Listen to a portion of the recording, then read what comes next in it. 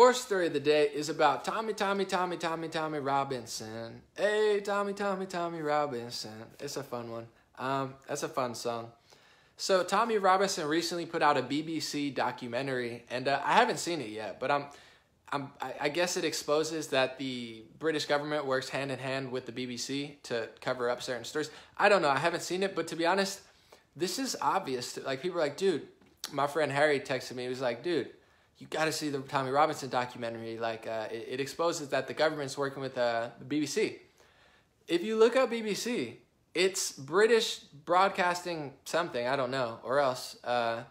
It's literally government-run news organization. I think that's what it is. Like, it's a government-sanctioned, it's all government-owned. So that's obvious, but I mean, to certain people, like people who watch it and think that they're not doing that, I guess, and I guess it's nice to have that, like, portrayed in a certain way for sure.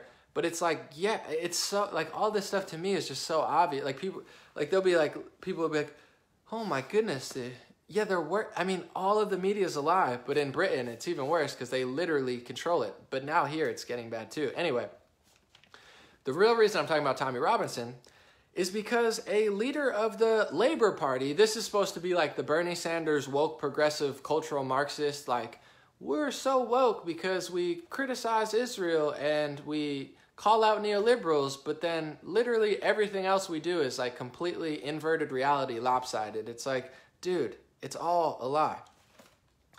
Tom Watson, deputy leader of the Labour Party and shadow culture secretary. Shadow culture secretary, what does that even mean? That's creepy. But Tommy Watson put on Twitter, he penned a letter and made it public to the CEO of Google. Listen how creepy this is, guys. I shared it yesterday. I have written to Google CEO Sundar Pichai, calling on him as a matter of urgency to remove the YouTube page of Stephen Yaxley Lennon, aka Tommy Robinson. So you have politicians and government party leaders telling Google to delete Tommy Robinson off of YouTube. He's already deleted off Facebook and Instagram, I believe. And now they want to delete him off of YouTube. This is literally 1984, guys. This is every bad sci-fi movie ever. That's like, well, are they going to ban people? They're doing everything. It's like iRobot. That's why, never mind. You get it. I don't want to get too far into that, but it's all bad. And this is overt. Like, in Britain, it's all overt. Like, what they do in Britain is the government runs the media. It's obvious. It's, like, documented. The government tells the media, has speech laws. They say, you need to delete, like, you'll get arrested. If you talk about certain things, Tommy Robinson got arrested. Thousands of people get arrested for Facebook posts. You can't criticize Islam, you know, because liberals don't like that. Even though Islam doesn't like liberals. It's honestly hilarious. Like, if it didn't involve me, I would just laugh as liberals literally ruined everything for themselves. It's like they're literally just going to get cucked and taken over and destroyed, obviously. But I guess they got to get to that point to figure out, or they got to lose really hard to right-wingers. We'll see what happens first.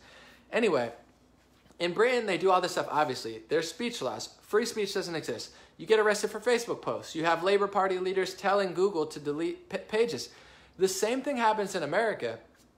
The only difference is it's more hidden and discreet. In America, you have Southern Poverty Law Center, the ACLU, the Anti-Defamation League, all of these organizations, Open Society Foundation, Media Matters, all of these liberal, progressive, like, you know, top-level operative organizations to, you know, gain control, power, and political power, they work hand in hand with a lot of the companies we run. So they might have no pull when it comes to Donald Trump, thank God. But if a progressive, like, people think Andrew Gillum, like all these progressives, I don't want to name names, but you know what I'm talking about. The woke progressives, oh my God, Anomaly, I like you and them because he's so honest. And I'm not knocking him, you know what I'm talking about. But they're like, dude, I'm starting to really like Andrew Gillum. Look who Andrew Gillum's funded by. He's already told you he's been friends with George Soros for a decade now. And he got how much money from him? It's all public knowledge. Like, it's all the same thing. These are all the people who are working.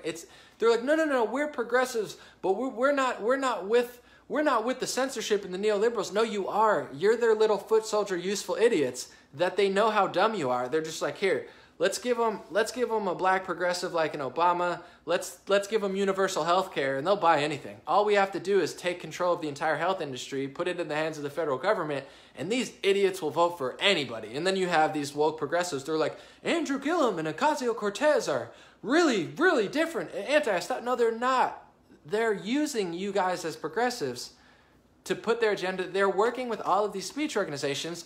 It's like Yuri Bezmenov said. He said they use you to gain power, and then they squish you like a bug and a doormat. They walk all over you. As soon as they get power, you're the first one to die or become homeless or to starve. If you don't own a business or have any money, you're never going to get money. Like, it's not like magically one day you're going to be rich. We're going to put George Soros puppets into power, and I'm going to get lots of money and success. No, you're going to die. You're going to be homeless. You're going to be broke. You're going to realize what a true bad society is. Now, things are somewhat peaceful because there's massive jobs, and even the people who hate America aren't that poor in respective to like other countries. So that's what they do in America. Just like what they're doing in Tommy Robinson, they pressure PayPal. They pressure MasterCard.